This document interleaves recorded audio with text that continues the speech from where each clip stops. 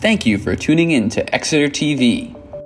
Exeter TV is the town's public and government access channels, available on Comcast Channels 6 and 22. Channel 6 is your channel. If you have an idea for a program, want to host your own talk show, or submit a film, we're here to get your content on television. On Channel 22, we bring you live and replay coverage of government meetings and other town updates. A third channel, Blue Hawk Media, is operated by SAU 16 and can be found on Channel 8, with all your school sports, events, and meetings. You can watch Exeter TV online at exeternh.tv, Apple TV, and on Roku. Find us on social media for extra content. Subscribe to our YouTube channel and hit the bell to get notified about live streams and new content. Tune in to our platforms every other Friday to watch the Exeter Biweekly Report, with recaps of recent events, updates from town departments, and messages from nonprofits in your area.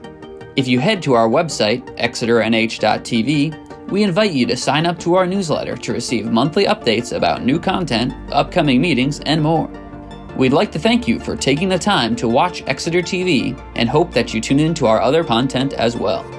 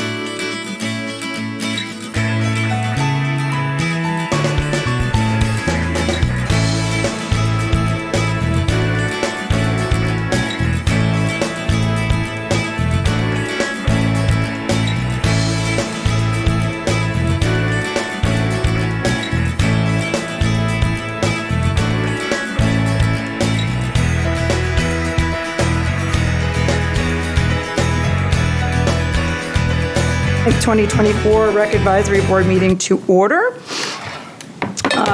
We do not have any public comment, as it appears. Anybody out there that wants to come in and speak? We got to get some public comment just for fun, right? So we'll move this along pretty quickly. You want to introduce yourselves? Sure. Let's run down, introduce ourselves. Rachel Ledoux, I'm an alternate member. Bob Dudra, member. Nick Norton, Rec Advisory Board member. Stephanie Papakostandis, Rec Advisory Chair. Mike Whistler, Rec Advisory Board member. Jen Harrington, board member. Greg Beeson, Parks and Rec Director. Caroline Neal, Rec Coordinator. thank you, sorry. David Tovey, Assistant Director. Nancy Belanger, Select Board Representative. Joanna, you don't get out of this. Thank you, guys. All right. If we've had the opportunity, Greg sent out the minutes for the May 1st meeting. If everybody's had an opportunity to read them, I will open up for any comments, discussion, if anybody saw any issues with it that need to be changed. No? Motion to approve. All right, I'll entertain a motion to approve. Second that motion. All in favor? Aye. Aye. Aye. All opposed? All right, motion passes. Minutes are approved for May 1st, 2024. And we're already moving down to recaps. So Greg, take it away. Yes, court repairs are completed for now. We are going to get a few volunteers once we get the pool open and we're settled in, the robots are settled in mowing, and we're going to systematically start repainting the courts, on lower courts, I should say.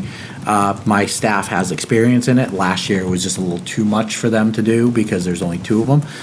So we are hopefully get a couple volunteers and myself and maybe a couple others and close a court, paint it for the day, line it, reopen it, do one at a time and work our way down. At least dress it up. It's not going to solve our underlying issues, which we'll get into CIP later, but it definitely will make it look a lot nicer. But they're playable. That's all. Now, where are you looking to get the volunteers from? And I already have a couple How many? volunteers lined up. Okay. So it's only a couple hours to paint the courts. Got to let it dry. But we have to pick a day that isn't going to be busy. So that's our challenge. are the robots going to do the lining of them? No. They're not? Okay, That's there's the gonna wrong be- type of paint that can go in it. I don't Okay. want to ruin Merrill. Okay. Do we have people that are experienced to do the lining? Because it's Yeah, oh going to yeah. be so My strategic. staff. Okay. Yep. Okay. Not so the volunteers won't be doing the lining. No. Okay, no, good. no. That was my No, the volunteers will help roll on the paint. awesome. I was thinking if I volunteered, they wouldn't be real straight. So, did you have something, Bob? Yeah, time frame. Greg, what are you thinking? I know it's hard with all the court play now, but what are your thoughts? Probably, to be honest with you, Bob, August, September, maybe. Okay.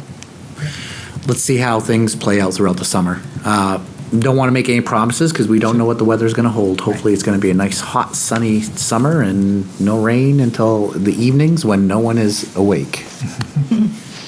Very nice. Senior recap, is that you, Dave? Yes. Our senior, excuse me, our Exeter Senior Resource Guide has been updated recently. We added, I want to say 4 or 5 more new organizations. We had some great survey data that we pulled from our Senior Sweetheart Luncheon, as well as feedback from Caroline and I went down to 277 just to give them an update, get feedback. We also added a binder down there for them that they were really excited about that has all our programs and events for the summer, and we're updating that periodically. So I think that might be a good idea to do at maybe some other independent and assisted living facilities and around town. So the resource guide, I think we're up to like 40 pages now. That's available online. We can email it out, or at least there might be copies downstairs actually. But excited to see that. So we're just over a year of publication for that. Senior barbecue this Friday. We have 77 people registered right now. Plenty of volunteers, some town staff. We also have 3 sponsors for the event: Newburyport Bank, Optima Dermatology, and Anthem Blue Cross and Blue Shield. So we're excited. Greg will be doing the cooking. If any of you are available, it's at the town hall this Friday, 11:30 to 1. We're gonna have hot dogs, hamburgers, some veggie burgers, some vegetables, fruit, pasta, potato salad. There'll be some entertainment as well. So it'll be a fun time. Hopefully Exeter TV has somebody available to film the event, because we'd love to interview a few registrants and get their feedback. Indoor walking has been going really strong, and it's now year-round. So we started using PEA's indoor walking track, I want to say like February this year, and a lot of people requested for it to continue throughout the summer. It makes sense. It's climate controlled, nice walking surface, bathroom, seating, and PEA has been very generous and allowed us to continue with that. So that is Tuesdays, and we've added an outdoor walking group as well. Still on Tuesdays? A lot of the same people. That's on Thursdays. So twice a week. So I think that's helpful too. Some people can't make Tuesdays, but they can do Thursdays and vice versa. Sorry.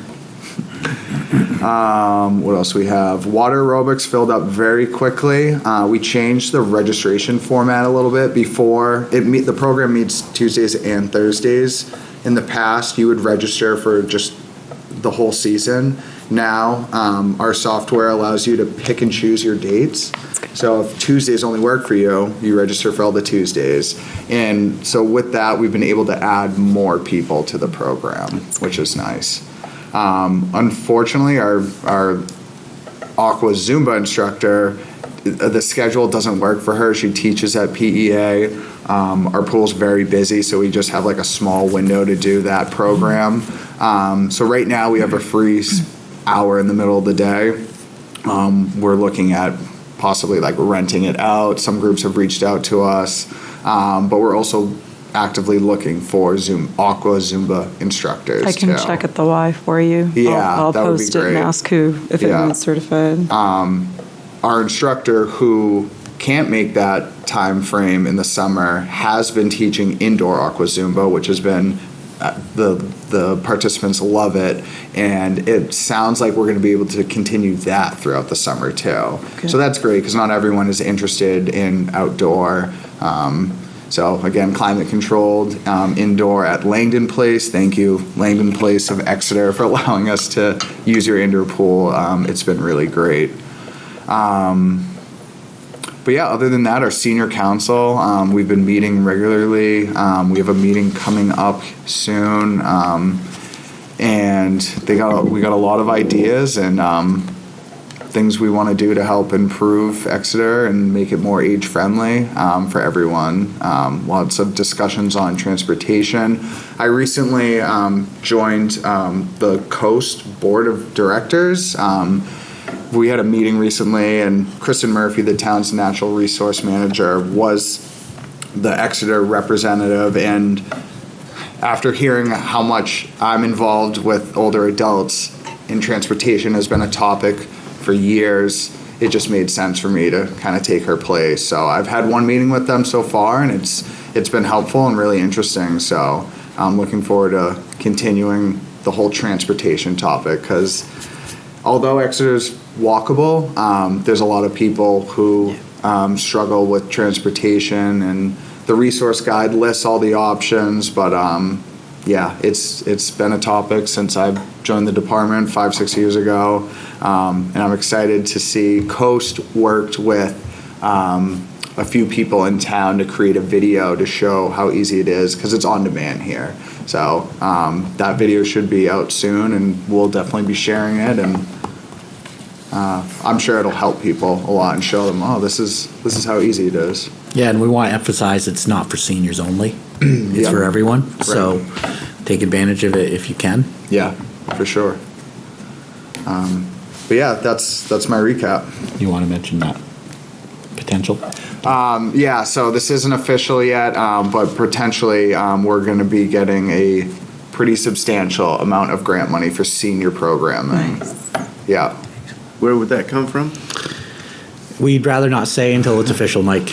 Okay. Yeah. Fair enough. Got a few things that David needs to fill out and a proposal of what we're gonna handle with the senior programming, but it would definitely be a game changer for our seniors. Good luck. Yeah. That's great. Thank you. Yeah.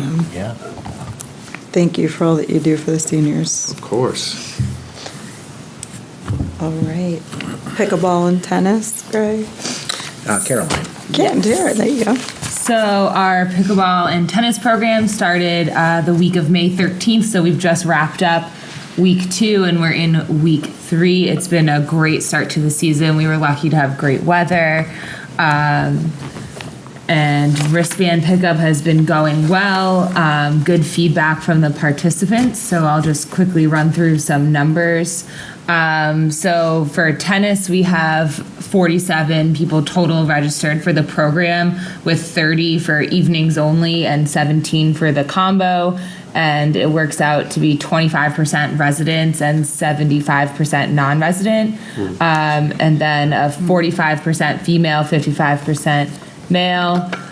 Age range is from 29 to 85, with the average age being 53. And just a note on that age range is not everyone reports their age. So of the reported ages, that's what we have. We also are working with USTA again with their great program, Tennis in the Park. So we'll be offering that again this summer. So far, we have about 5 adults for the adult Tennis in the Parks program, and we have about 7 youth registered so far. So we are still accepting registrations for those, and that is for 3 weeks in July. We also have Pavel coming back to do some tennis lessons with us. So he'll be offering a free clinic on June 9th. So there's an adult beginner class from 9:30 to 11 a.m. and an adult advanced class from 11 to 12:30 p.m. on June 9th. And space is limited and registration is required. So if anyone's interested in some free tennis lessons, that's a great opportunity on June 9th. Pickleball. We've had a fantastic response to our pickleball program. We've got 331 people registered for our open play program. 224 in our combo, 49 for evening only, and 58 for morning only. It works out to be a 37% resident rate and 63% non-residents. 54% female, 46% male. The age range is 19 to 93, and again, of reported ages. And the average age is 59. We also offer lessons, and we've had a great response to that. So we've got 43 folks registered in our intro class. 7 folks have signed up for private lessons, and we just had our first advanced clinic that had 6 folks registered, and we have another one coming up. I saw Bob was in it. Yes. Yes, so that was going great. And this is our first year doing our leveled courts to create hopefully better matches for people. So it's kind of new to us, and we're soliciting feedback from our participants to try to better meet the needs of everyone. So how leveled courts go is we have a novice, an intermediate, upper intermediate, and advanced, in hopes that you self-level and can find a match that's suitable to your level of play. So it's more fun and not intimidating. And I think it's been going well for the most part. So we're meeting with our coordinators, our pickleball coordinators on Friday to kind of chat about the survey that we sent out and see if we need to make any adjustments to the program. One thing that we have had an issue with that we'd like to address is use of the upper court during the program. So what we have tried to do is program solely on the lower courts so that those 3 upper courts are always available to the public for first come, first served play. Now, some folks in the program don't want to wait for a court, So they scoot up to the upper courts, and then it looks like our program has overflowed, and those courts then look like they're in use. And I know it can be frustrating when like they're empty and no one's there, but we do want to keep them open to the public. Do we have signage up there? We do. Stating, okay. Yep. But perception is everything, so if someone pulls up, Right. if you go by the parking lot now, it's pretty, it has a lot of cars in it, so if I pull in and I see people playing in the upper court, I'm gonna assume all the courts are taken, so I'm gonna pull out. So having that perceived look of, oh, there's available courts, anyone that's not in the program can pull up and play. We've had between 60 and 80 people showing up for our sessions too. So it's been crowded, but also from data so far, people have only been waiting 5 to 10 minutes for a court. So that's good news. But we also want to keep those upper courts available for first come, first serve use. So I am proposing the upper court use policy, which is right under your agenda. So the upper courts, the 3 tennis courts lined with 6 pickleball courts located at Recreation Park on Hampton Road are to remain free of programming and always available to the public on a first come, first served basis, except on the rare occasion where a special event utilizes all of the courts. I think that's fantastic. Yeah, It seems reasonable. and this is posted as well. You've had. No, this- we want you to vote on it, and we Okay. we will post it. All right, I think it's good as a, so, I mean, we'll entertain a motion to accept this if, or to adjust it, if anybody has, do you want to discuss and find out, how do you like the wording? I like the wording of it. What do y'all think? I would make a motion to adopt the Exeter Parks and Recreation Upper Court Use Policy as written. I'd second that. We have a motion and a second. All those in favor to adopt the Exeter Parks and Recreation Upper Court Use Policy, say aye. Aye. Aye. Any opposed, say nay. Nay. May I? Yeah, of course. We can't control, if 4 individuals get together and say, okay, we've had enough play, we're going to go up top. I'm not going to place it as a volunteer, so how do we overcome that then? It's available to the public. Right, okay, true. So 4 individuals that are playing down below, say, well, I've had enough, I don't want to wait. They take those 4 and they go up top, and that's all they play anymore. They don't come back down. So they're the public. Then they become the public. They become the public. I'm, as a volunteer, I'm not going to go up there, hey, you guys, you can't do that. I'm not going to police it. So, Isn't it And when covered policies by go- first come, first served basis? Right. yeah, And when policies go in place, you just hope that people will respect the policy. I mean, we're not going to be expecting people to police it per se, but I think putting it out there, you would hope that people would have the respect for the public. Sure. To do that I and to understand. take that on themselves. And if they don't, then they'll have to look themselves in the mirror Right. at the end of the day, realistically. I mean, I think if you've been playing down below and you decide, I don't want to wait anymore, I'm going to go up and play, then I think you should potentially stay as a public member instead of part of the group. Would that be fair? Or, I mean, I'm trying to, play devil's advocate on that because, yeah, I agree. I don't think it's fair if 4 individuals go up and they say, okay, I'm going to go back down to the lower courts. I don't agree with that at all. But I'm just thinking as a volunteer, if I see 4 of my friends who go up there, we've done wait 15, 20 minutes, I'm not going to say anything. yeah, I think your job as a volunteer is really to upfront let people know what the policy is. Yeah. And people choose to listen, which you hope they do. Right. Just from a respect level that they Oh, do. Yeah. We're also going to be checking in, and Right. we have 3 interns, which we'll get to new business, that will be assigned periodically to go down and monitor. And I think the problem arises when people start to utilize the rack that's up there and try to rotate in. So if their really? like program overflow then starts to use 2 additional courts, So that's my fear, is that like, instead of using the Right. 10 courts, we're now using 12. Right.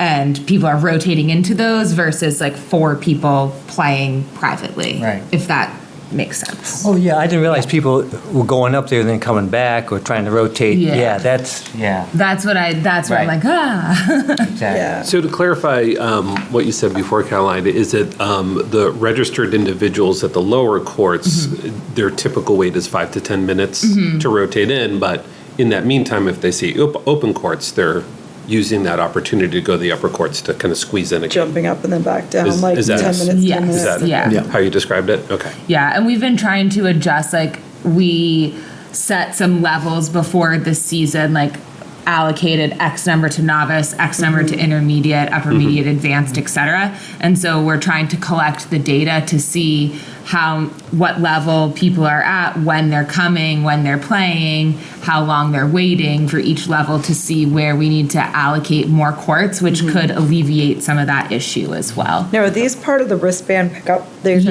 Yes. explain how the process works as far as Absolutely. rotation? Yeah. So we have a paddle rack system. So we have a rack for the novice, intermediate, upper intermediate, and advanced court. So I'm, for instance, a novice intermediate person. So I would put my paddle on the novice rack. And then when it's my turn, I go on. There's a little slide bar where it's like my paddle's up and then I move it to the next person once I go on the court. And then I would play my game. We play 11, win by 1, I think, unless we're doing rally scoring on the advanced. You win by 2. 2. Win by 2. Yeah. Play to 11, win by 2. And we do max 3 games. So the max number of games I would stay on is 3. So in order to stay on for 3 games, I would have to win 3 games. So how we do it is you win a game. So David and I are partners. We win. We then split, and 2 other people would come on and become our partner. Okay, so it's all partner-based. so you're Right. rated by partners. Yeah, we play doubles, yes. And then we would, whoever the winner of that game was, stays on, the losers get off. And again, those winners split, and then that winner would stay on again and split. So the max number of games you're staying on is 3, and that's to hopefully get more people rotating in, and so that we don't have like the best player hogging the court for the whole time Right. while someone's just waiting. And when you explain the wristbands? Oh, yeah, sorry. The wristbands we have, they're like silicone, like Live Strong style. So we have those for our tennis program as well as our pickleball program. And that's just a visual identification that says, hey, I'm registered, I've paid, I've signed the waiver, I understand the program rules. And we use that as just a way to make sure people have registered and are abiding by our rules. They can pick those up in the office. We did distribution at the courts the first week of the program, and now we've moved it into the office so people can register and or pick up their wristbands in our office Monday through Friday from 8 to 4:30. And it's working well so far. I've gone down and checked in a few times, and everyone seems to be doing well. So I think that we liked it. We did the tags last year, but we just had tech issues and it was too cumbersome to set up. So we moved into more of like a visual representation to help signify that you've registered. That's a good idea. What do you think? I'm curious about your opinions, Bob. Oh, this year's much smoother, no question. Yes. And one thing we did this morning, since we had an overflow of people, we sort of self-managed in the advanced court by saying 4 in, 4 out. Yeah, exactly. And so I'm thinking, I don't know if the upper courts are going to be an issue as what we saw last week. Right. So I think I would agree with this then. Okay. I think this is good. The only another recommendation for future is maybe you want to extend the hours, because I noticed there's a group of people that come in the morning, and they go to work, 8:30ish, Then there's another group that sort of comes in 8:30ish, 9, and we're closing at 10. Right. So something to consider for another time. Yes. And we put our portable equipment away at the end, but then we have those 4 semi-permanent nets that Right. folks can utilize after. But yeah, it would be great. But we also, I think last year we had determined that the program, We didn't want to schedule more than 49% Yeah. of courts.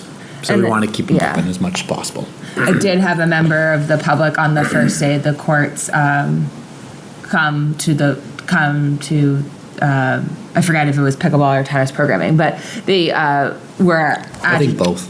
but yeah, they were frustrated that the lower courts were booked frequently with programming. So I just reminded them that the upper courts weren't programmed and always available on a first come, first served use. But I do want to be like aware of those other residents in town that do just want to have open court time. As somebody who doesn't participate really in the tennis or pickleball program and is coming into this as a total, novice, I guess I didn't read this language to prohibit somebody who's like participating in the program and swapping in to then take 5 to 10 minutes and go up to the upper court. That's what this policy is aimed at? Because how I read it was to remain free of programming. In other words, official programming by the Parks and Recs department that's targeted at those courts. But I wouldn't, as like a layperson, for lack of a better term, read this and think that I'm not allowed to then go up to the courts and play for 5 or 10 minutes and come back, because I would think, well, now, to your point, now I'm a member of the public for 5 to 10 minutes. I'm like going up there and using the court in that way.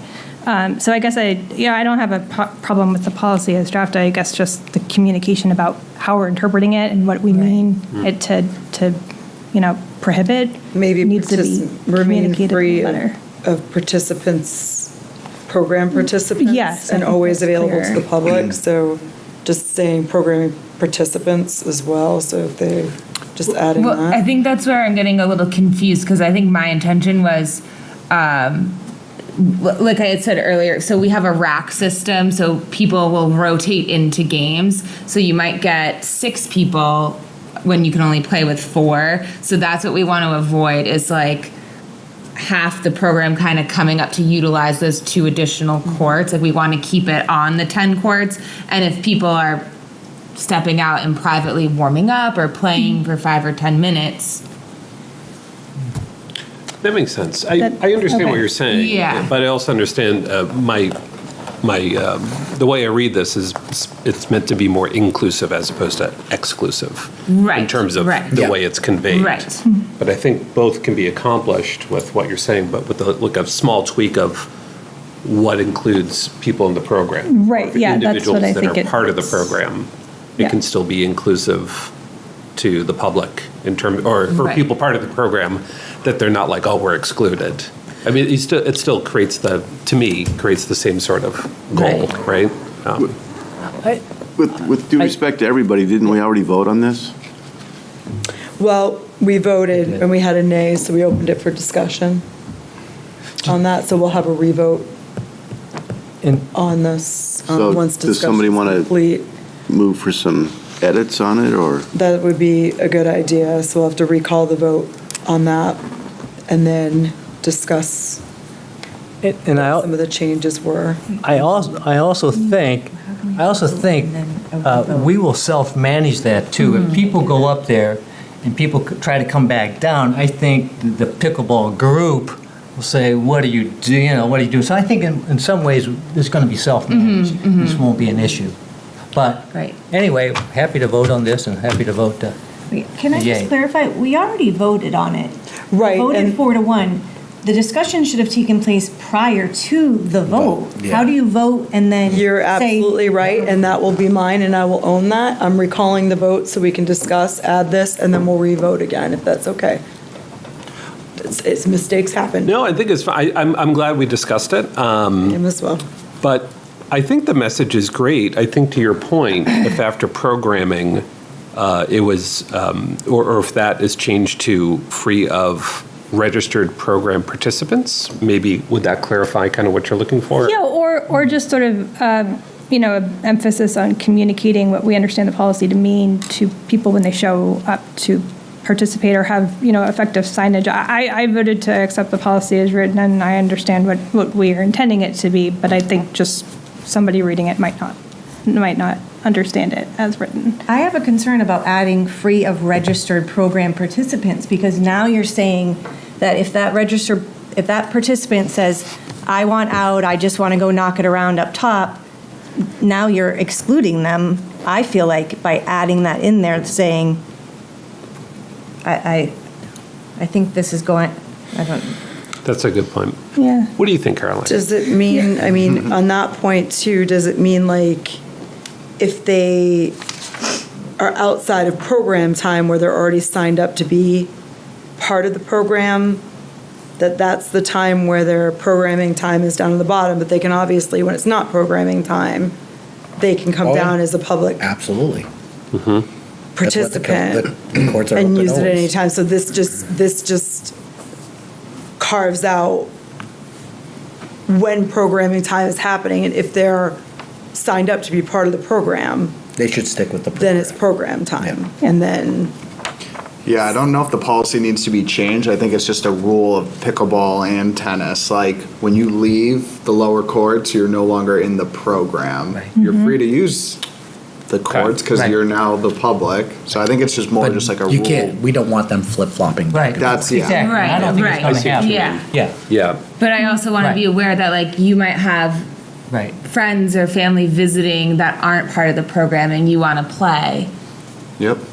What's the time frame of the programming during a typical day, the hours? Just- Absolutely. It's usually from 7 to 10 in the morning So and it's like 5 all to day. 8 in the evening. Right, okay. Yeah. So it's kind of Yeah. during those peak hours. And that's why I want to keep it on the lower court so we at least have those 3 upper courts available to the public at all times. I want to be very aware of that. So we always have something for somebody, whoever, when they show up. Yep. I think given that, I would vote to keep it as Yeah, is. I'm saying Not- there. Yeah. Yeah. I think it should be. Yeah, and I think the intent, I feel like the intent of the policy was, to your point, is that a lot of people ask us, like, let's do it on the upper courts, let's do it, and it's like, we need something to kind of fall back on and be like, this is our policy, you know, like, it's been discussed at Yep. rec board meetings, so it's something for us to be like, well, this is our policy. Yep. And we always want to have courts available so you can just show up to the park and play. I don't want to prohibit people from utilizing our wonderful park. That was the intent. any further discussion on this before we do a revote on this?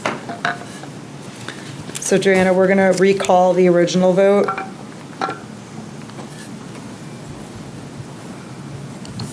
And then we're gonna revote post-discussion.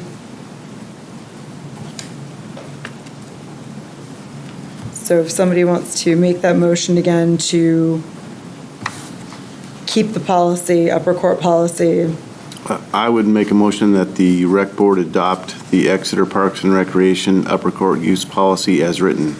I will second it again. all right, we have a motion and a second. We'll take a revote on this. All those in favor to adopt the Exeter Recreation upper court use policy, say aye. Aye. Any opposed, say nay. All right, it's unanimous to adopt. I also want to clarify on the lower courts too, outside of those programming hours, they're available first come, first serve use for both pickleball and tennis.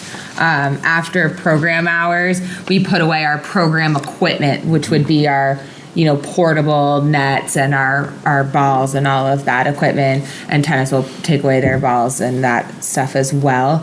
But again, outside of those program hours, so pretty much from 10 to 5, Monday through Friday, and all day on Saturday and Sunday, those lower courts are available to the public on a first come, first served basis. Right. I just have a quick question. I know in the fall, it was discussed kind of the division between the tennis program and pickleball. Just wondering, in your opinion, how it's gone since then with the program started off. Nick, actually, it's been pretty good. Is it ideal for either group? No. But they seem to be coexisting at this point, and that's all. It's a multi-purpose court. We all know that Yeah. now, especially with basketball and everything. So I would say it's positive so far. Okay. But we can't please everyone, unfortunately, and that's where it comes down to. Yep. It's just great to hear that each program has a really great number of participants, given the numbers. Our tennis programs are flourishing. Yeah. It's a tough sport because it's very singular, where pickleball tends to be more doubles. But even our tennis program, they're all playing doubles now. So it's kind of kumbaya moment where everyone's enjoying themselves and playing, especially our Friday night group, which is our largest. That's good to hear. I appreciate the feedback. Yep. Yeah. And this also, what the data that Caroline, we are the center of recreation in the SAU. That, no doubt about it. It's, you look at those numbers and all those non-residents, they're still coming in here and spending their money in Exeter. So Yep. it's a win-win for us, as long as we can manage it, and hopefully we can keep improving the facilities to accommodate the growing numbers for both sports. Nice. I think that's all I have on tennis and pickleball. Great, thank you for putting this together and thinking about it so deeply. Camp pool update, camp and pool update. Well, I was just, Caroline's starting her training next week, so it's summer camp mode. David started his lifeguard training class yesterday. Yep. He was in the water today at PEA, so both are staffed and we're ready to rock and roll. And especially with the number of kids we have coming back this year, our swim lessons are full. But if anyone on the facility side, if you've been by the pool, it has some nice new makeup on it, a silver blue. My staff's going to finish painting the eave. They've been focusing on filling the pool, which the pool water is on today. So give us a couple days. We'll be chlorinating it and balancing it. So we're ready for DARE and the senior class next week, and we are now in summer mode. I just wanted to say I went by yesterday and the paint looks great.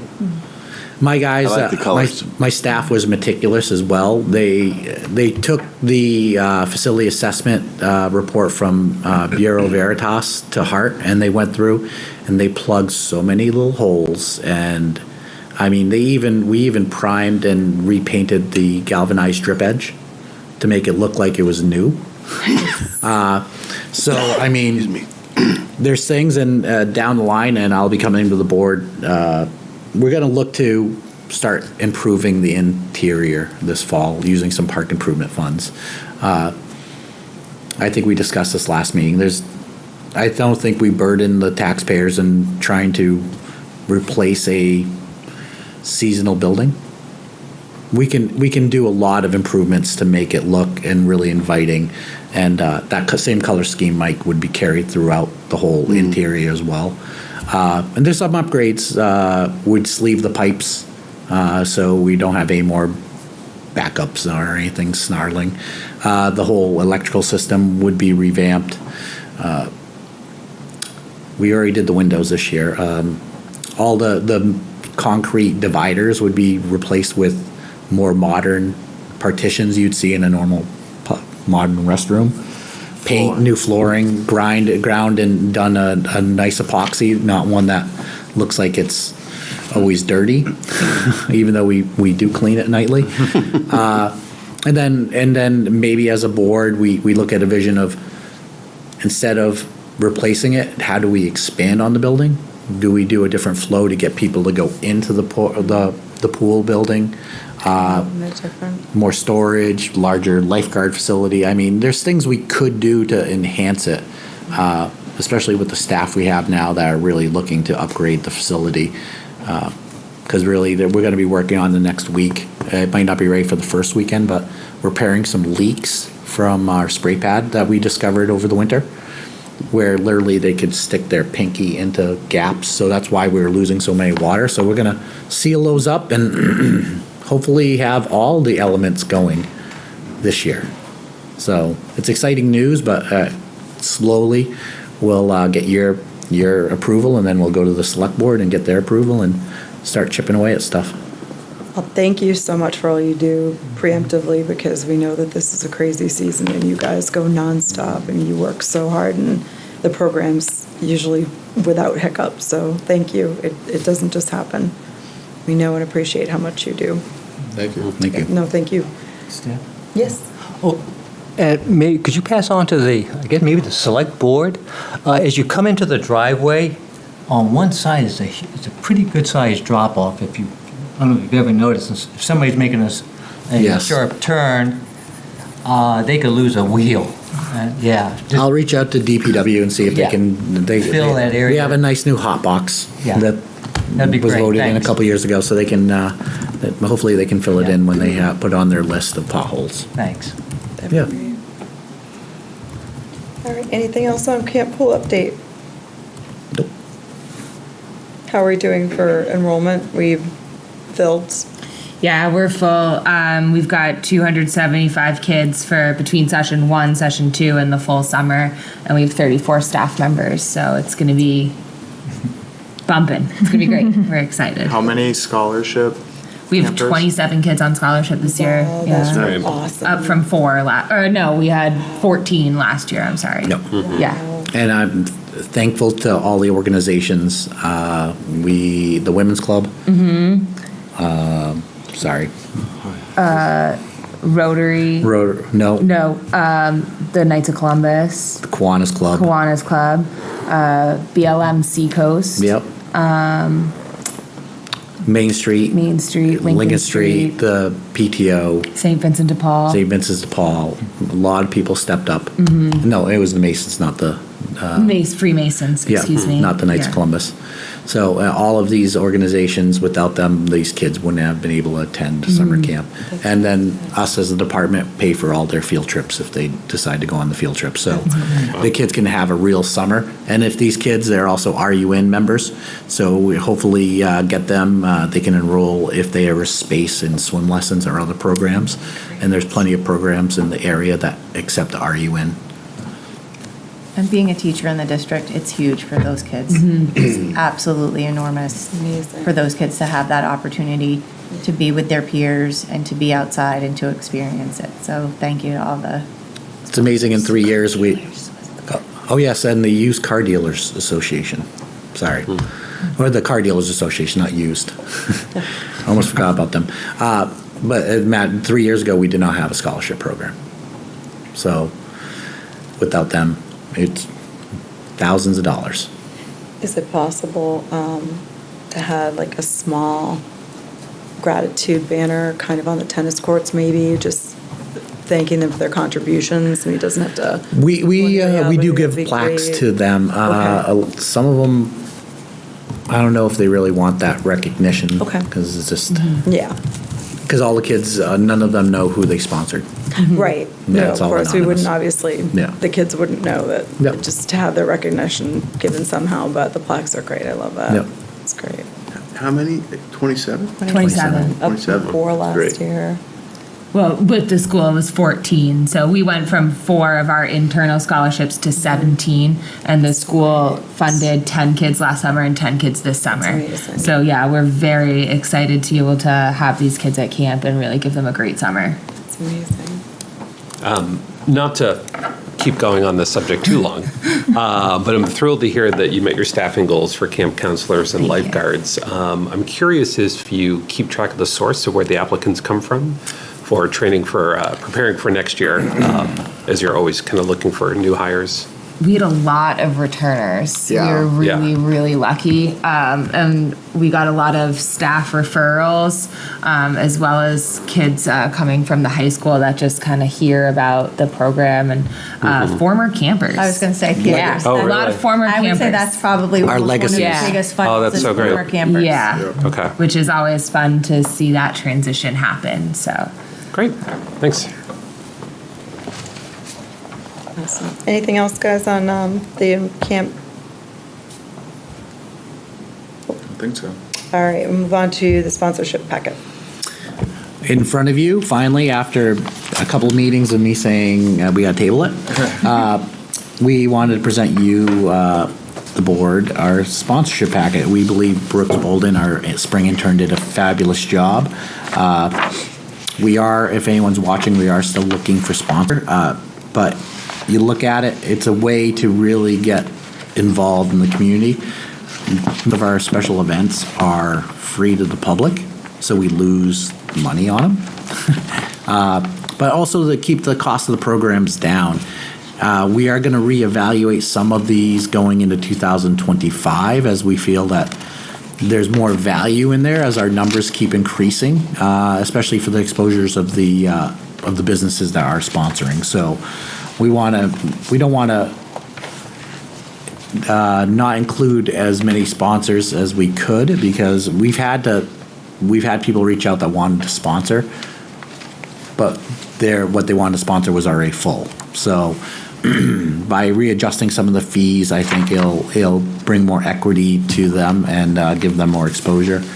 But it was a great job, and we're very happy to this.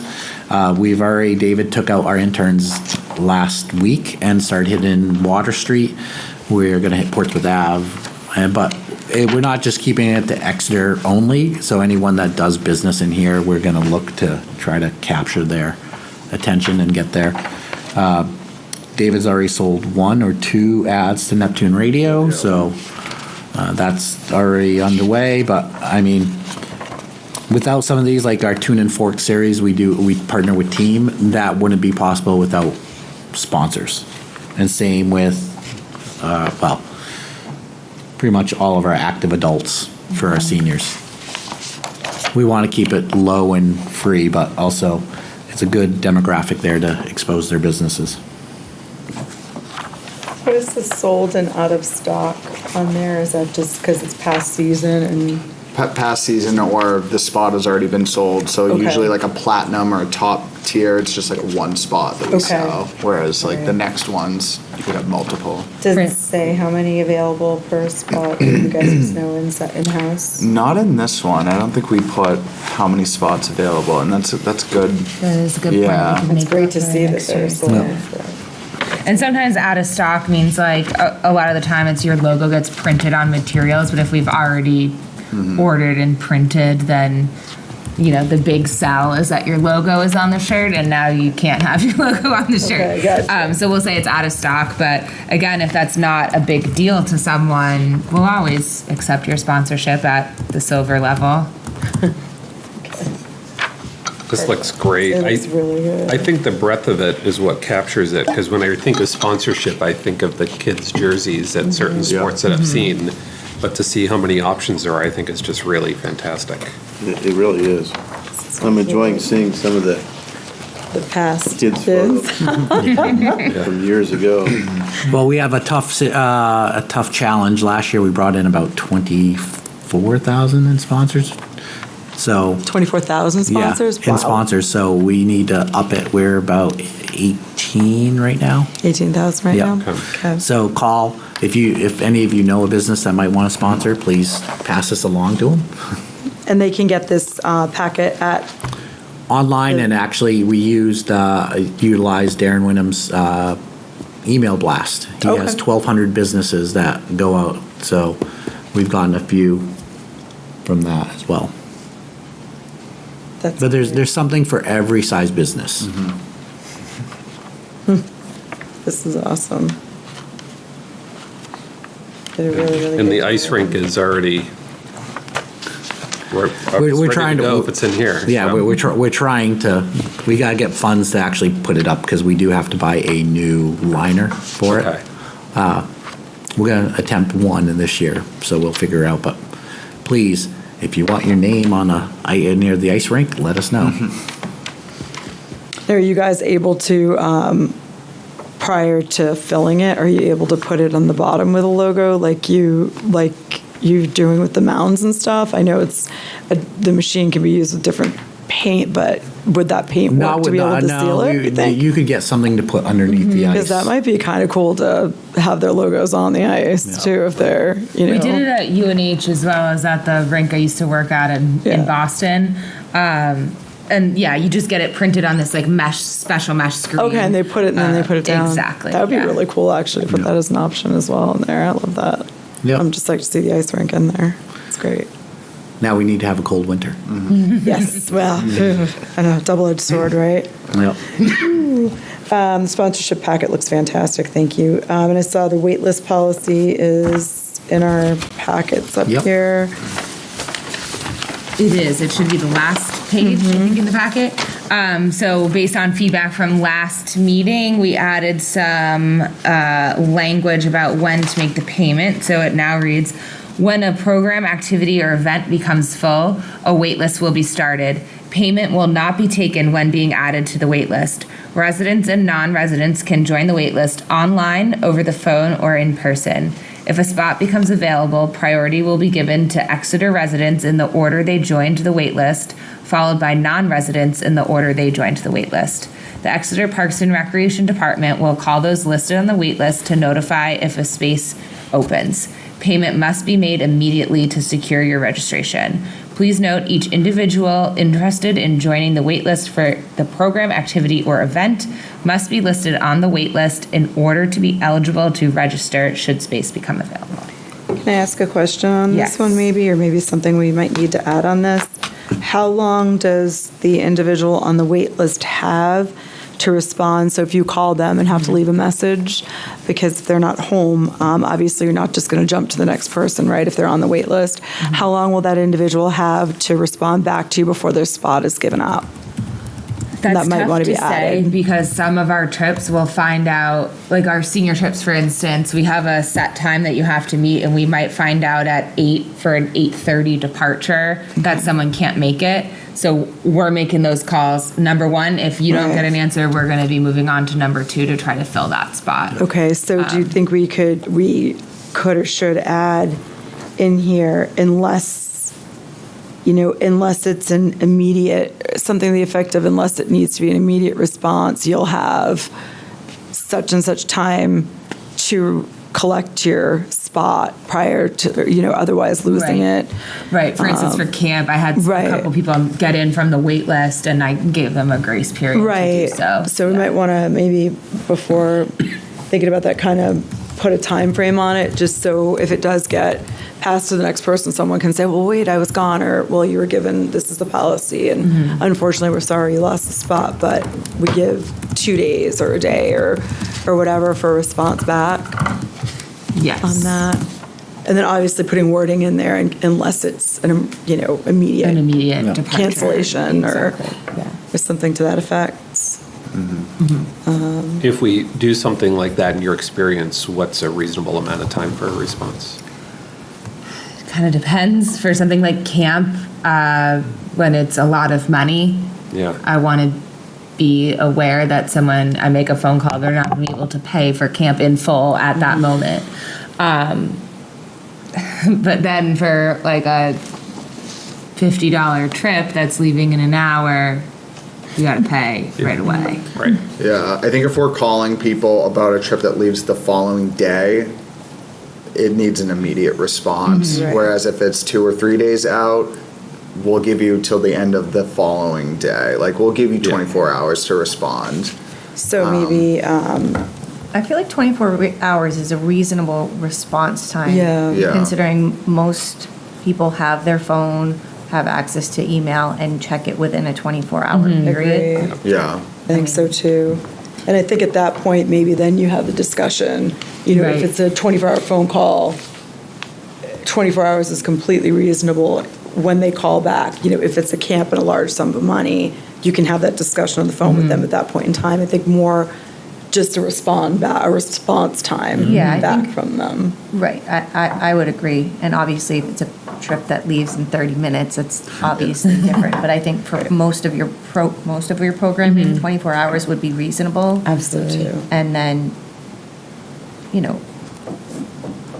the payment, yes, the payment must be immediate, but with your sort of grace of understanding that $1,500 to fork over for camp, people might need a day or two. Right. But they have said, yes, I want it, and I'll have given a good faith deposit or Right, something like right. that.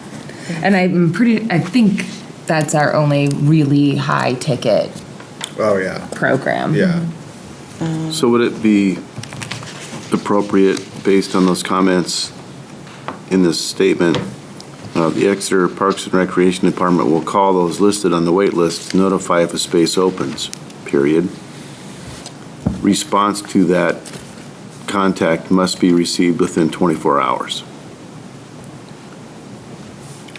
Yes. Yes, but I also think for trips that are leaving, immediate response required for trips leaving within 24 hours. Yeah. So maybe another So maybe a sentence Yeah. second after sentence. that.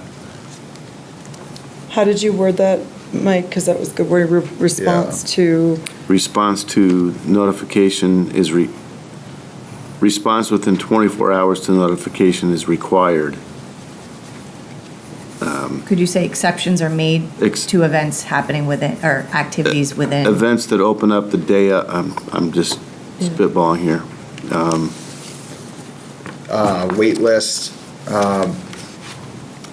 people on the wait list will have 24 hours to respond, except for trips that are leaving the following day. Yeah, I don't want it to sound too confusing. I think you just You'll need know to what I'm say trying like, to say. if it's, unless a sooner response, unless it's impracticable to allow that much time, right? Because it's not going to be practicable for something that's happening within Yeah. 24 hours. So, Hours. and that gives you some wiggle room. Wait list. Yeah, for a trip leaving within 24 hours, we require immediate response. For trips departing beyond 24 hours, we will give a 24-hour grace period to.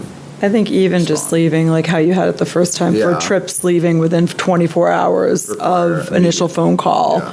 immediate response required. Trips leaving. Joanna, would you like us to send you this?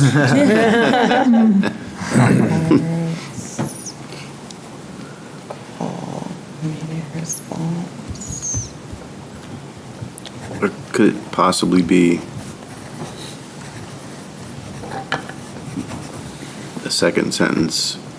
This does not apply to trips leaving within 24 hours, period. That's a Yeah, good one. within less than Yeah. 24 hours. Yeah.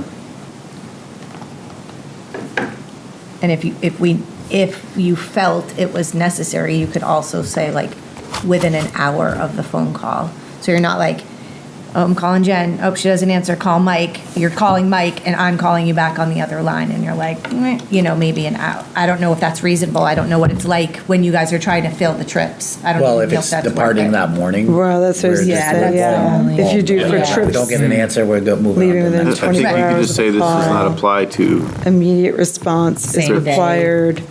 same-day trips. Yeah. Well, would you guys, let me ask on that, I mean, you guys would obviously want to fill that on the phone call, right? Yeah, if we're leaving a voice. So, Yeah. I mean, you guys would probably, you'd be running down the list then, right? No one's there, no one's picking up, we're gonna go to the next person, or, Yeah. yeah, so I think, I mean, saying, for trips leaving within 24 hours of phone call, immediate response is required. Something to that. Just try and keep things more Yeah, concise. You can't concise, put in language every eventuality that may occur. right.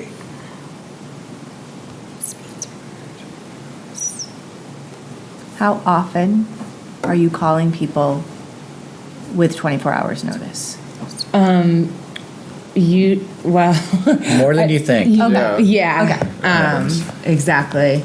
This past trip, we had 2 people drop out the morning of. And it's usually on our senior trips, people end up with an illness or a medical appointment that they can't move. And some of our trips have lengthy wait lists, and people are excited to get that phone call. And they're like, I'll be right down. Good, okay. So it's an easy fill. Easy fill. Okay.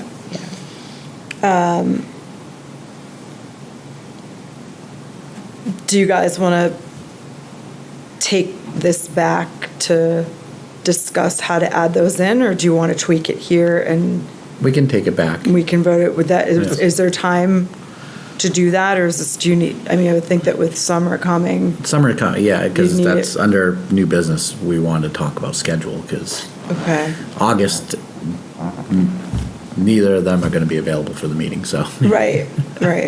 August is a tough month. Yeah. My only concern is we do have a trip with a long wait list coming up on June 12th. Okay. So if someone were to drop out, I would like to have a I mean, I think we policy. can put this together if we can get the wording for Yeah, I sure like the together first on that. sentence. I'm a favor of keeping the second one a bit ambiguous for, doesn't apply for trips in less than 24 hours. I'm not sure if we need to get super detailed on that, as you can convey that via the phone call typically. Yeah. I like Yeah. this, just does not apply to trips. Apply to trips. Could we just say, following the sentence, Exeter Parks and Rec Department will call those listed on the wait list to notify if space opens. Response and payment must be made within 24 hours to secure your reservation But that's good. or registration. That's good. Yeah, can you say that again, Period. Jen? Response. It just, so after the end of where it says if a space opens, period, response and payment must be made within 24 hours to Period. secure your I registration. like that. Oh, Yeah, yep. your registration, period. Response and payment. This does not apply. Well, is it understood that it doesn't apply Yeah. to a phone call being made Actually, for you know what? an 8 o'clock trip? Yeah, why an 8 why a.m. expand trip? on that? I mean, it Yeah. should be understood. Yeah. It's like, we're calling you, you know, Yeah. the trip is going, the Yeah. bus is on. Yeah, you're right. No further details needed. And if it does come up that becomes an issue at some point, then we can always add that. But I think that that's really nice and concise and just Yeah. response and payment must be secured within 24 hours for a. To Get it without secure your- Dan. To secure your spot, right? I have to text him and let him know. Please do. Yeah.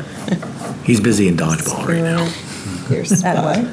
Dodgeball at the high school. Oh, gosh. Okay, so Yes. does someone want to reread that out for, and we'll send it to you too, Joanna, but does someone want to read it out as it is with that sentence in it? And then we can vote on that and then we I think can I got approve it, get it ready. What's that? I think I got it. You got it? All right. Waitlist policy. When a program activity or event becomes full, a waitlist will be started. Payment will not be taken when being added to the waitlist. Residents and non-residents can join the waitlist online, over the phone, or in person. If a spot becomes available, priority will be given to Exeter residents in the order they joined the waitlist, followed by non-residents in the order they joined the waitlist. The Exeter Parks and Recreation Department will call those listed on the waitlist to notify if a space becomes open. Response and payment must be made within 24 hours to secure your registration.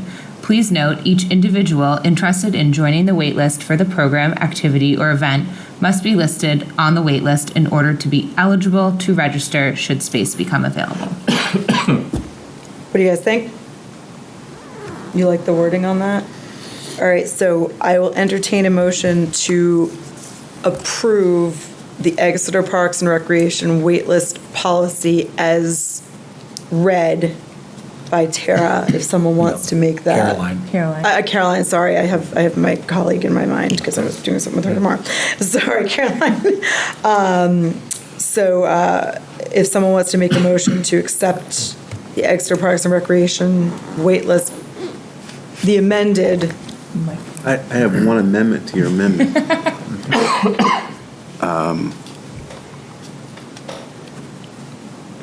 Would it be within 24 hours of notification? yes, 24 hours of notification, I Yeah. like that. Oh, you want So to say? response and payment well, must I'm- be made within I'm 24 doing this hours blindly. of notification Because it to secure your, It says that the Parks and Recreation Department will call those listed on the wait list to notify if a space opens, period. Response and payment upon that notification. Or maybe, could you just reread, you don't have to reread the whole thing. Well, how else would they know if they were off the wait list if they weren't notified? so I think what you're saying is response and payment must be made within 24 hours of the notification to Oh. secure your registration. I didn't add that. I can Yeah. add that, and I think that clarifies. Yeah. Yeah, Yeah. it's a little more Okay. clarifying, I Yeah. agree. Do you want me, Joanna, to just reread that last sentence again as we? If you could just send it to me, I didn't. Okay, Yeah, cool. we'll edit this email to you tomorrow morning. I'm always amazed how you get that down anyways. All right, so with that addendum to the amended waitlist policy. I will accept a motion to accept Exeter Parks Recreation waitlist amended policy as read by Caroline. I will make a motion. Do I have to say all that? Yes, unfortunately, because she's got to get it down in the minutes. I do? Oh. Yeah, just for the I will minutes. make a Yeah. motion to accept the spoken amendment to the Exeter Parks and Recreation waitlist policy. A second? Second. All those in favor? Aye. Anyone opposed? Nay? All right, accepted the waitlist, the amended waitlist policy for Exeter Parks and Rec. Thank you for putting that together. We appreciate that. CIP budget.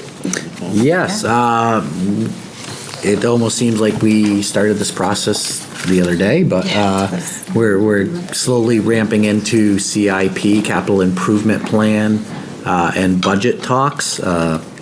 David and I have a meeting tomorrow morning with other department heads and the town manager, assistant town manager, and finance director to discuss what potential projects we are going to be submitting in the capital improvement plan for 2025.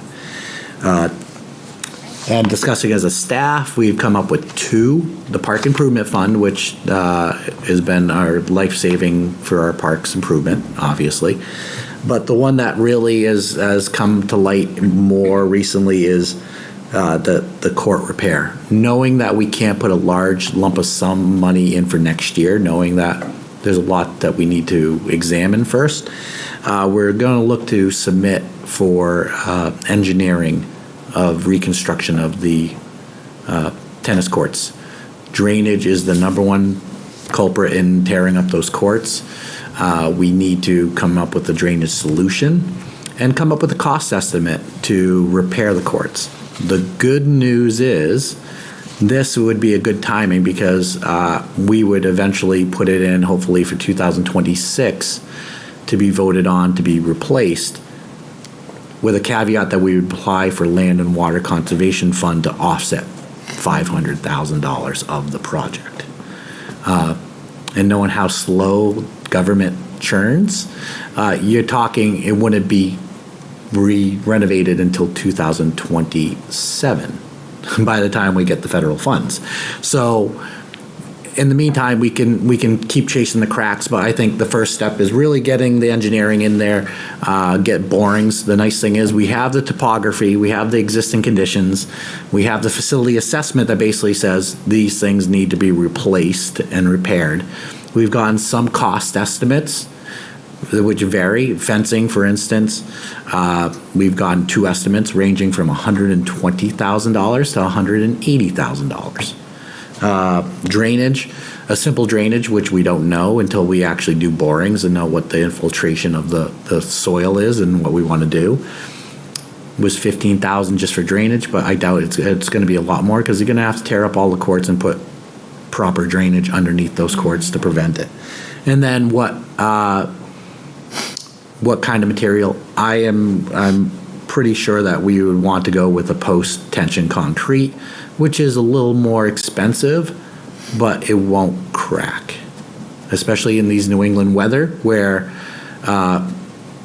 it's right now we haven't had a winter, so a lot of rain and then freeze, rain and freeze. That's just going to crumble any pavement we put there. So post-tension concrete can crack, but they're tight cracks, and they actually get filled in pretty quickly with your sealer. So that alone is probably a $700,000 project, if not more. So having it being eligible for LWCF, as long as we meet the requirements of one, we're improving the facility, and how are we going to improve it? We're going to improve accessibility. Do we modify some of the layout? We could.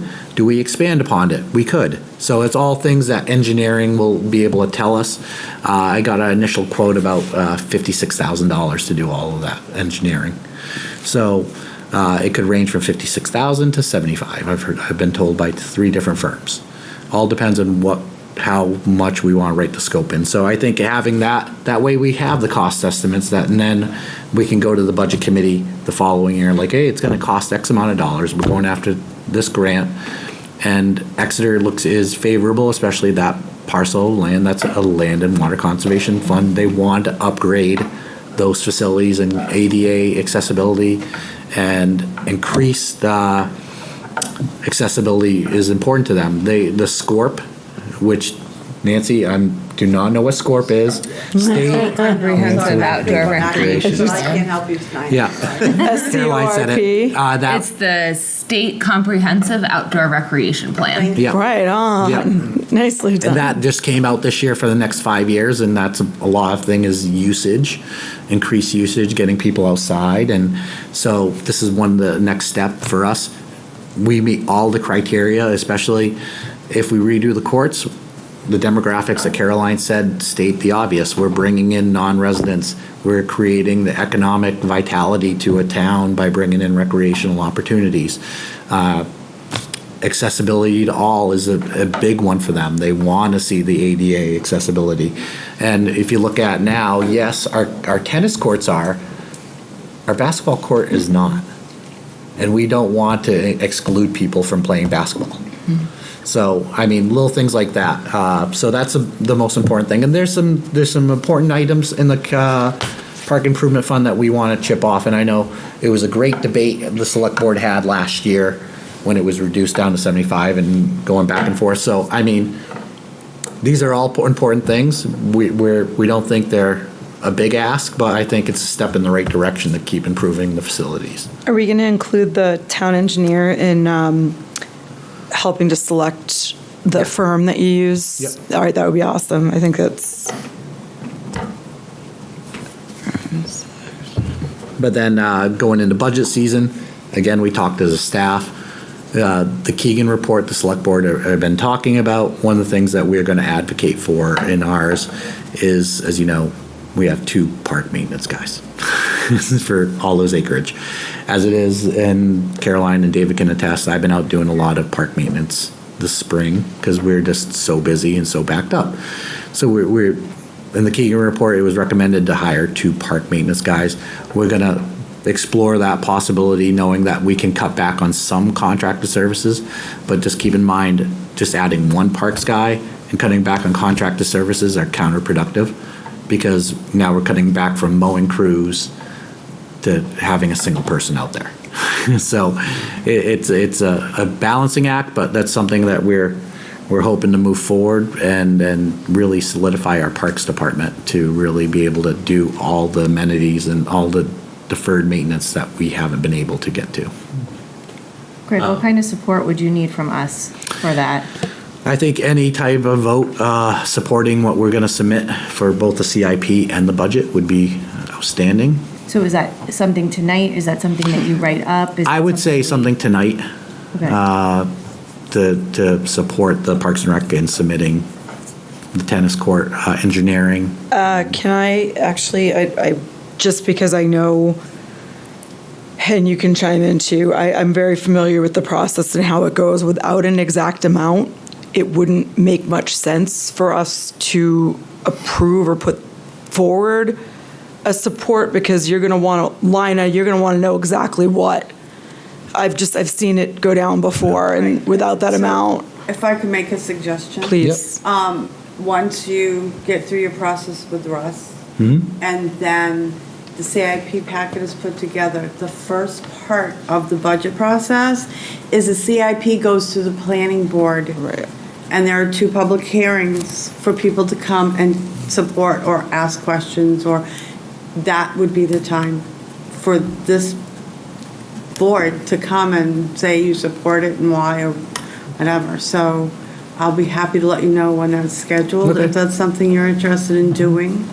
Sure. But just making a statement as a board in support of that they could just take to Russ to be like, it was brought up, we do have support.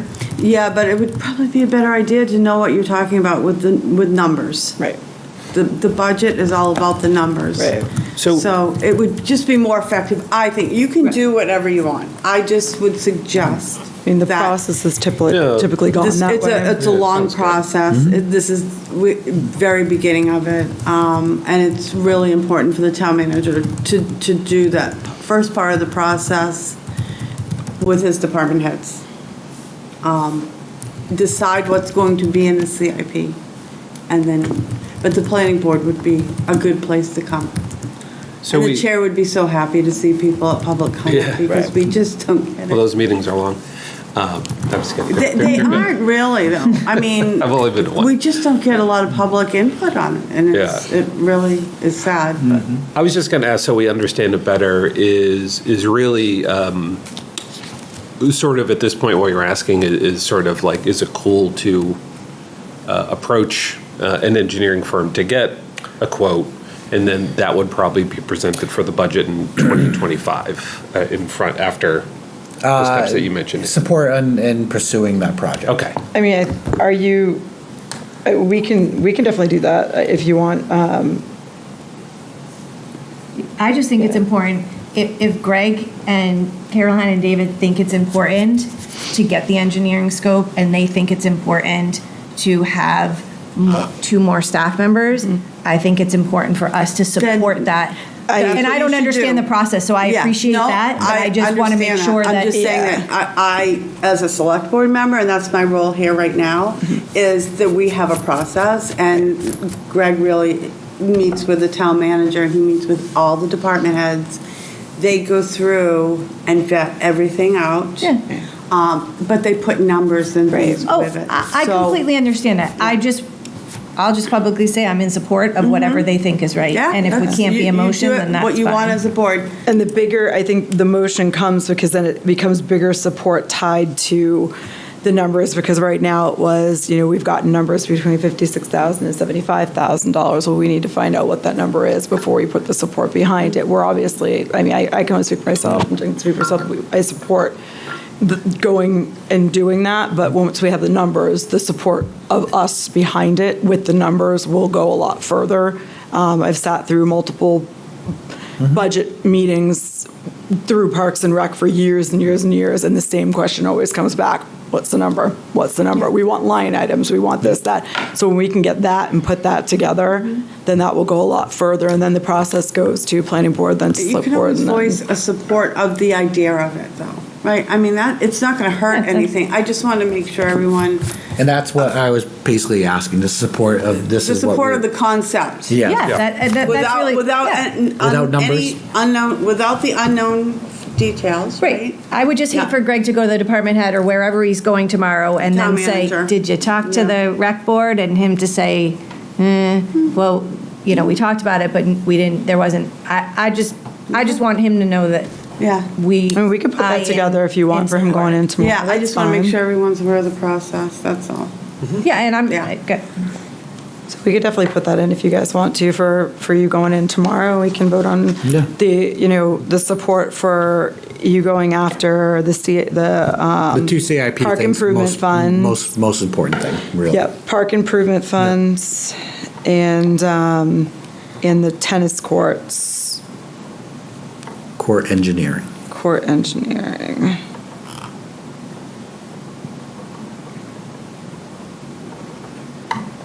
We can definitely, if you guys want to put that into writing, we can put that into writing to give him that support for tomorrow if you want to, so someone can do that. I would make a motion that the rec board provide our support for capital improvement to the tennis court and also for hiring an additional maintenance person for the rec department. So we have three then, right? So park improvement fund, Park one, improvement fund. then tennis court, two, and then Engineering, yeah. two full-time. Yep. You're better. Okay. Two full-time. And Sorry, full No, transparency, it's like three Nancy to said, two. we need to go through the process, so at least. Yes. And I actually have the numbers for the two full-timers in my inbox, so. Okay. So could I Yes. try and do a better job. I would make a motion that the Rec Advisory Board support the concept of funding for tennis court improvements and the hiring of 2 maintenance employees for the rec department And the Park Improvement Fund. and the Park Improvement Fund. Does that work? It's not very well stated. I think it's stated perfectly. That is a motion. I'll take a second. I will second. All those in favor of supporting the idea of moving forward for capital improvement plan, the tennis court repairs, actually tennis court engineering, and 2 full-time park maintenance service individuals, say aye. Aye. Aye. Anyone opposed, say nay. All right, we can move that forward, so you'll have that tomorrow. So if Russ asks, we're on board. Quick question, Greg. Sure. The lower court drainage, does that go anywhere? No, all the water flows to that back corner. But it doesn't daylight to any Nope. other place? No, just and sits it's there? the upper court too. When we were finishing up the court repairs, the contractor showed me, he goes, sorry, see, this is where we patched last fall. The crack had extended another 15 feet. So, There's no outlet at the bottom of the world there no, for the water. no. So something needs to be done, and we don't even know what they used for fill, because obviously it's tiered, so there's some kind of fill in there. So that's why we need the borings to see what the infiltration rate is and how we can redirect the water, especially the upper courts are actually slanted towards the lower courts, so all the water sheds off the upper courts and goes towards the lower Yeah. courts.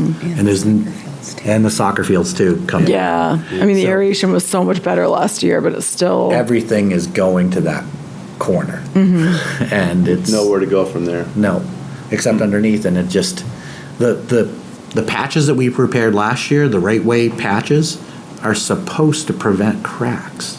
And the water is just infiltrating underneath and pushing its way up. Yeah. Popped all of those, which, when those start to pop, those are not easy to take off, obviously. Yeah. So there has to be some kind of drainage solution in how because eventually the cracks will keep widening. The contractor told us the cracks will come back, and eventually they'll keep to the point where it'll be cost prohibitive for us to keep fixing them.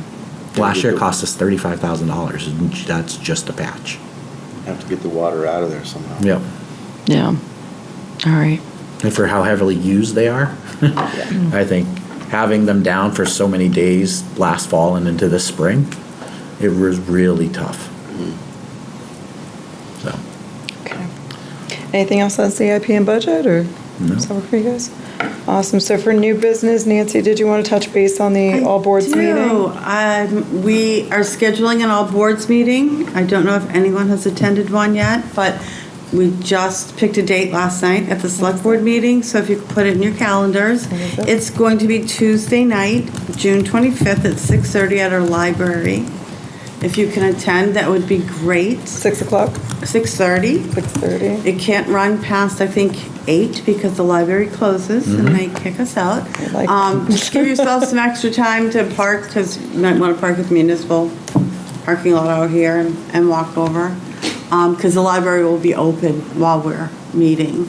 The agenda will be put together, so that's to be determined, but if no one's ever been to one, it really talks about the process, a 91A for communications. 91A is the government guidelines on what is discoverable, so how you have to not reply to all, things like that. But the chair mentioned one of the things that he's looking to put together is for feedback on how we can make our boards and committees better in any way, looking for feedback from all of our volunteers.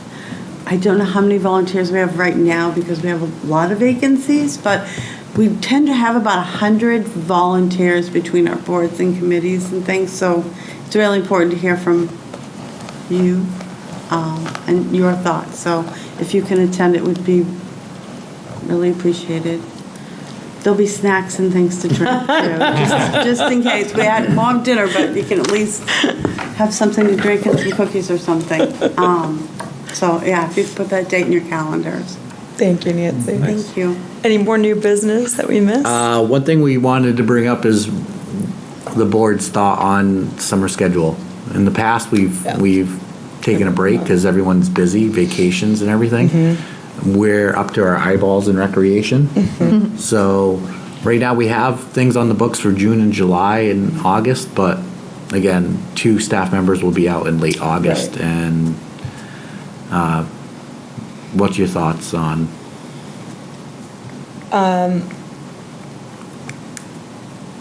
Question on that.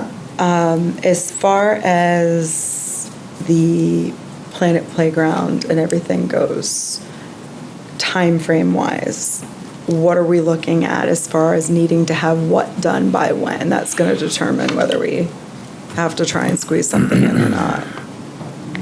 That's a good question. Because we do usually take our application has been submitted to the National Park Service, so we have got over that hurdle. Cha-ching. Funding would be approved by the state in November. Okay. So what is our charge between now and November as far as what we need to, as a board? I think coming to you guys, I guess so. I think if we meet in June one more time with a plan on fundraising Okay.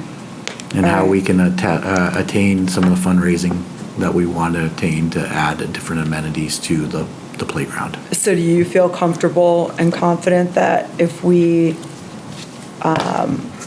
take a step back for July and August, that won't set us back No. for anything? No, you don't feel confident or no? No, won't set us it back? won't take. It won't Okay. take no, it won't take a step back. Okay, No. all right, so- Because after we discuss it in June, I guess the best thing is then going to the select board and getting their approval to go out and solicit additional funds. Okay, all right.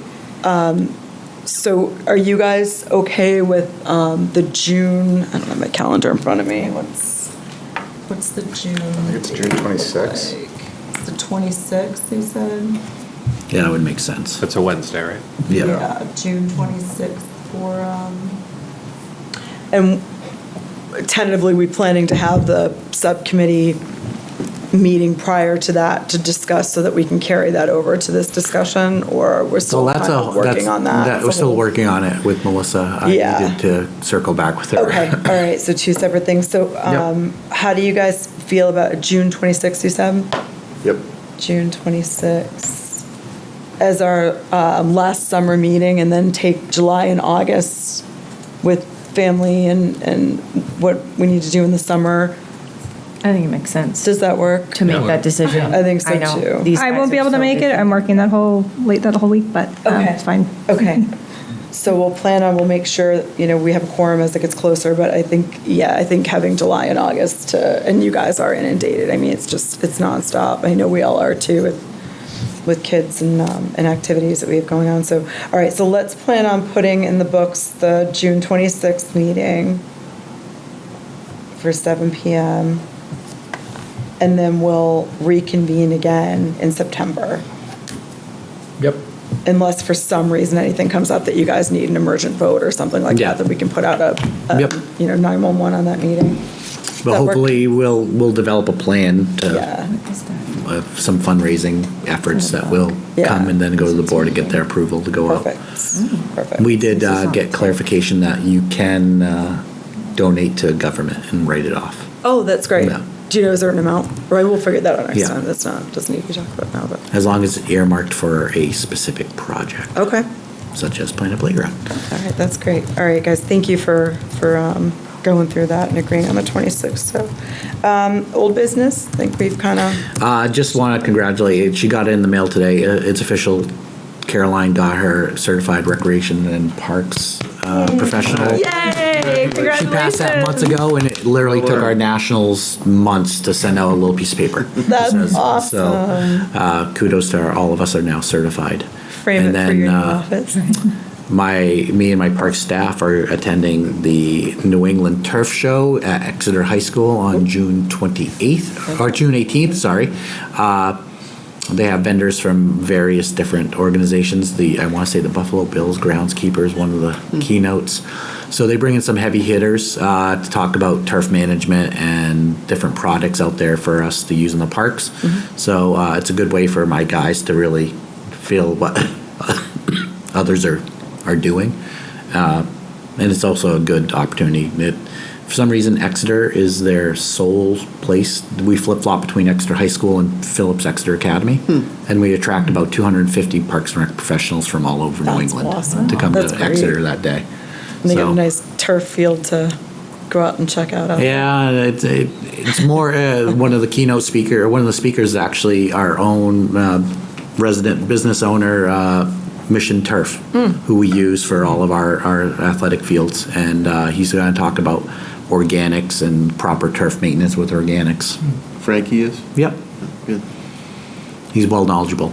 Mike knows because the EJBSL uses them as well. That's awesome.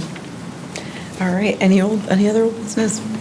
Just a question, how are we on 10 Hampton Road? The update? We're hoping to submit or put out a RFP for construction with a fall date to start construction. We've been meeting with Dave Sharples and Melissa Roy to discuss it. We're waiting on the public safety building to hire a OPM and hopefully ask them nicely, could you look at this before you send it? And we send it out. So we're trying to double dip. That's above my pay grade, but yeah. When are you guys going to start interviewing? We got to submit an RFP first, and Okay. we're not even close to that. And the RFP is going to go, you said, in the fall?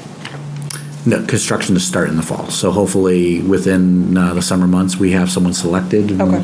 bring it to the select board. So The we'll RFP reach out. should We'll pretty reach out to quickly. those that have said they would like to sit on the panel for interviews and what. All right. But we're plenty of timeline. We do have a site meeting, which is now a Teams meeting with CDFA, June 5th. CDFA is Community Development Development Finance Finance. Authority. Thank you. Yeah, I think that's it. I know. And Nancy's like, these acronyms. You didn't do too bad. It's for the public, Yeah. so that, they know what we're talking about.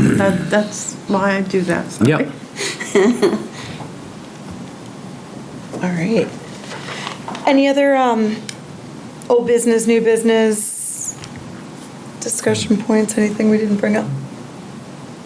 All right, it's about that time. I will entertain a motion to adjourn. Is it my turn? It's my turn. Motion to adjourn.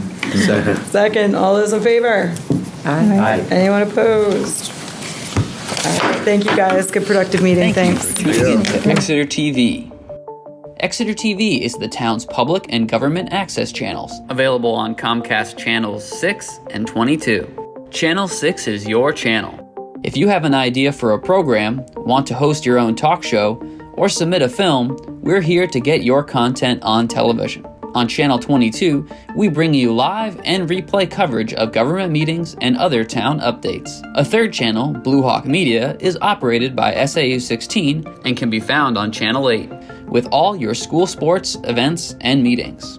You can watch Exeter TV online at exeternh.tv, Apple TV, and on Roku. Find us on social media for extra content. Subscribe to our YouTube channel and hit the bell to get notified about live streams and new content. Tune in to our platforms every other Friday to watch the Exeter Biweekly Report, with recaps of recent events, updates from town departments, and messages from nonprofits in your area. If you head to our website, exeternh.tv, we invite you to sign up to our newsletter to receive monthly updates about new content, upcoming meetings, and more. We'd like to thank you for taking the time to watch Exeter TV and hope that you tune in to our other content as well.